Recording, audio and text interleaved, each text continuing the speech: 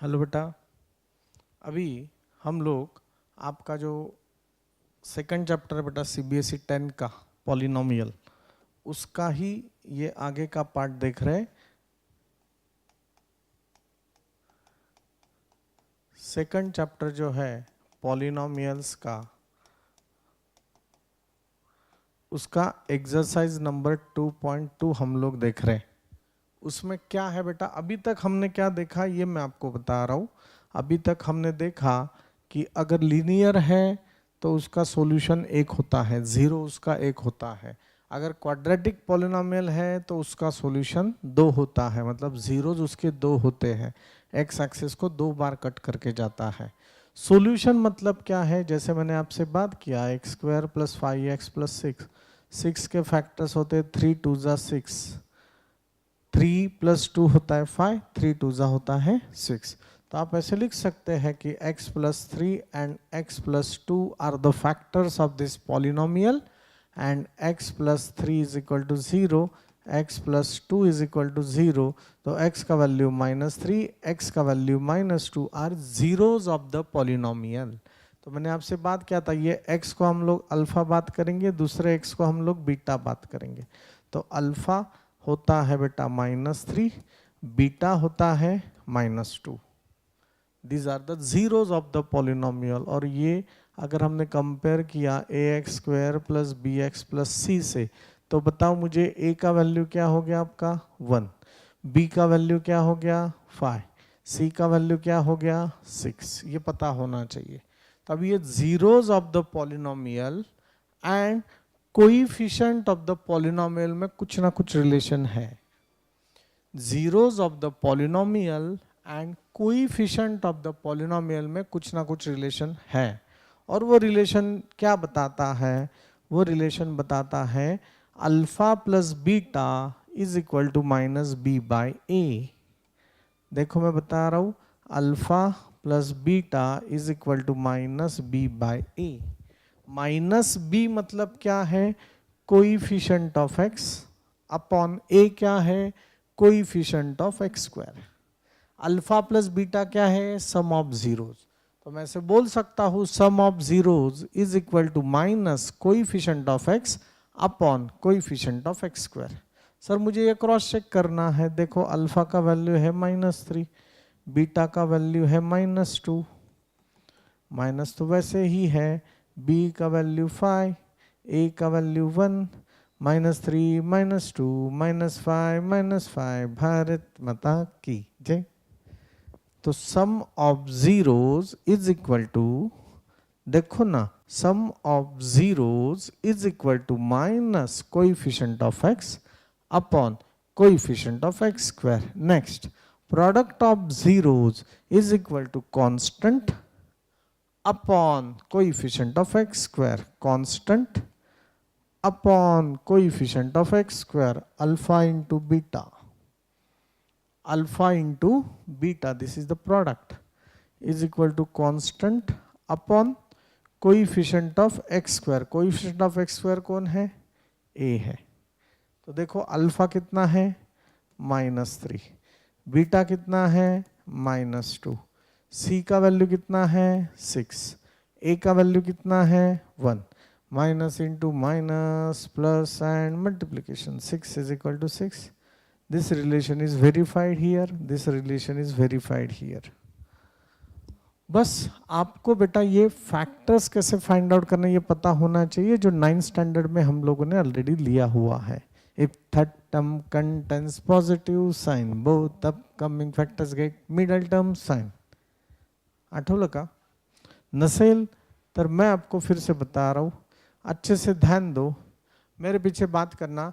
Relationship between zeros and coefficient of polynomials are alpha plus beta is equal to minus coefficient of x upon coefficient of x square. Product of polynomial is equal to constant upon coefficient of x square, that is c upon a. और जब आपको only alpha और beta दिया हुआ है, जब आपको only alpha और बीटा दिया हुआ है, लास्ट एग्जांपल में अल्फा और बीटा हमारा क्या था -3 -2 है। समझ लो हमें बस -3 और -2 दिया हुआ है, अल्फा और बीटा, और उन्होंने पूछा है कि क्वाड्रेटिक पॉलिनोमियल फॉर्म करो। तो मेरा आंसर क्या आना चाहिए? मेरा आंसर ये आना चाहिए। क्वाड्रेटिक पॉलिनोमियल मतलब मेरा आंसर ये आना चाहिए, x² + 5x + 6 -3 -2 से उल्टा प्रोसेस किया तो -3 -2 आना चाहिए। देखते, तो उसके लिए बेटा फॉर्मेशन के लिए फॉर्मूला है quadratic polynomial is equal to x² - sum of zeros into x plus product of zeros। समझते हैं नक्की?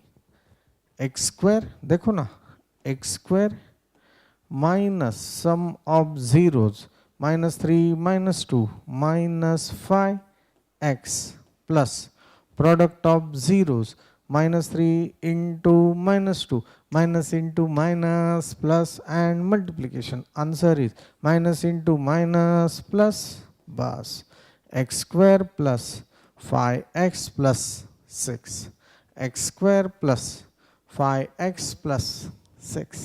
भारत माता की जय। बस यही आपको सब बेटा पढ़ाई करना है, अच्छे से ध्यान देना प्लीज। अभी ये कैसे सॉल्व करेंगे, एग्जाम्पल्स हम लोग कैसे सॉल्व करेंगे, ये अभी हम लोग देखने जा रहे हैं।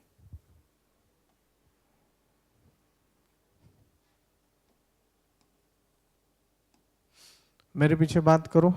इफ थर्ड टर्म कंटेन्स, देखो पहला टर्म, दूसरा टर्म, तीसरा term, if third term contains positive sign, if third term contains positive sign, बराबर है। ये सब टर्म्स कौन से हैं? पॉजिटिव है। देखो यहाँ पे भी अगर आपने देखा, if third term contains positive sign, है ना, तो उसके लिए रूल अलग है। क्या है rule? If third term contains positive sign, both upcoming factors get middle term sign. Third term contains positive sign, both upcoming factors get middle term sign, plus 10। ये क्या है? 1 1 into 10, 1 into 10, आंसर इज 10। अभी इसके factors ऐसे निकालो कि जिनका addition 7 आना चाहिए। मुझे फटाक से आता है 5 2 जार 10, 5 2 जार 10 में एडिशन देखो, एडिशन मैं यहाँ पे लिख रहा हूँ addition. If third term contains positive sign, both upcoming factors get middle term sign, दोनों टर्म को मिडल टर्म साइन लगेगा। इधर माइनस रहता तो मैं माइनस देता बेटा। तो अगर इनका एडिशन किया 5 + 2 तो आंसर इज 7, मतलब 7 आ रहा है। और अगर मैंने इनका प्रोडक्ट लिया मतलब मल्टीप्लिकेशन किया तो 5 × 2 आंसर इज 10 ही आ रहा है। आंसर मेरा 10 ही आ रहा है बस। तो ये इसके फैक्टर्स है। तो आप इसे कैसे लिखोगे? x² + 5x + 2x + 10।